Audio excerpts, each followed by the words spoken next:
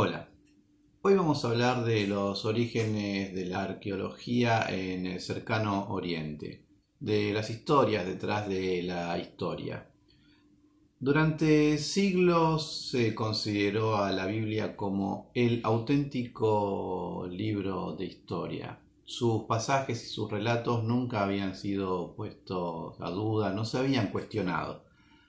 A partir del siglo XIX empezó toda una renovación por la curiosidad de la historia, cuando a través del colonialismo, Francia e Inglaterra empezaron a tomar posesión en distintos puntos de lo que era el antiguo imperio otomano. El descubrimiento de tablillas de arcilla con escritura cuneiforme empezó a dar el relato de distintas civilizaciones que por un lado corroboraban algunos pequeños pasajes de la Biblia, pero a medida que se empezó a investigar, contradecía el relato bíblico. Y esto suscitó una serie de problemas y al mismo tiempo una carrera por los grandes descubrimientos, porque la realidad es que no se sabía absolutamente nada. A diferencia de las grandes civilizaciones de Europa, como Grecia o Roma, donde allí estaban las grandes ruinas y quedaba la gran memoria a través de la literatura clásica, de la historia del Imperio Romano más precisamente, sobre los grandes imperios de Oriente no se sabía nada, se había perdido todo tipo de conocimiento. El actual Irak hoy es un gran desierto, un valle, y en el siglo XIX ese valle desértico estaba cortado por pequeños montículos que no eran naturales, los tels. Con el tiempo se supo que debajo de esos pequeños montículos había ciudades. Así fue como los grandes exploradores franceses e ingleses decidieron desenterrarlos para ver qué había allí. Los arqueólogos que se destacaron en estas investigaciones fueron Layard y, más cercanos en el tiempo, Cordeway.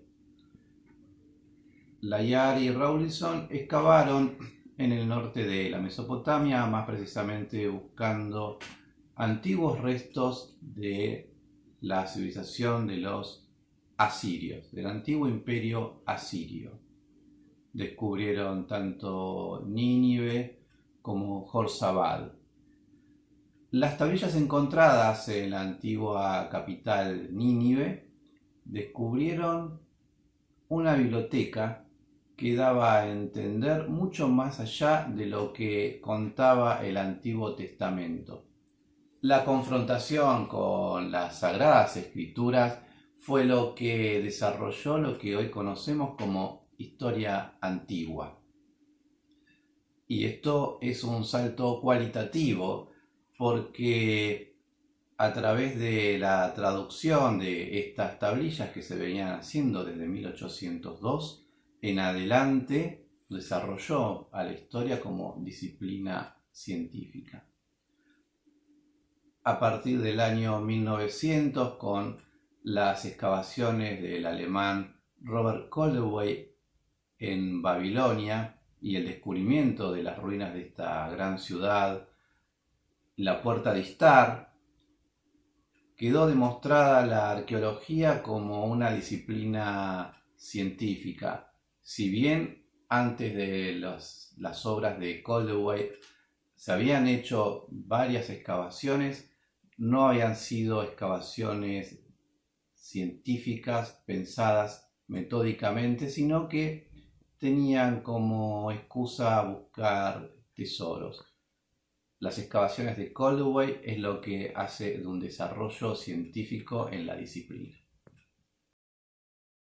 Las traducciones de las tablillas en cuneiforme también fue una carrera interesantísima que se dio a lo largo del siglo XIX.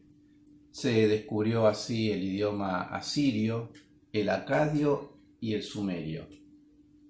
En las bibliotecas del imperio asirio, en la biblioteca de Asurbanipal, se descubrió que no solamente las tablillas eran de tipo contable, donde se llevaba la administración del templo, sino que había literatura.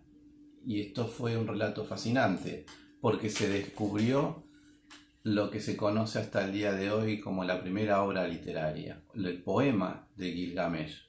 Un poema que habla de la historia de un hombre que quiere vencer a la muerte.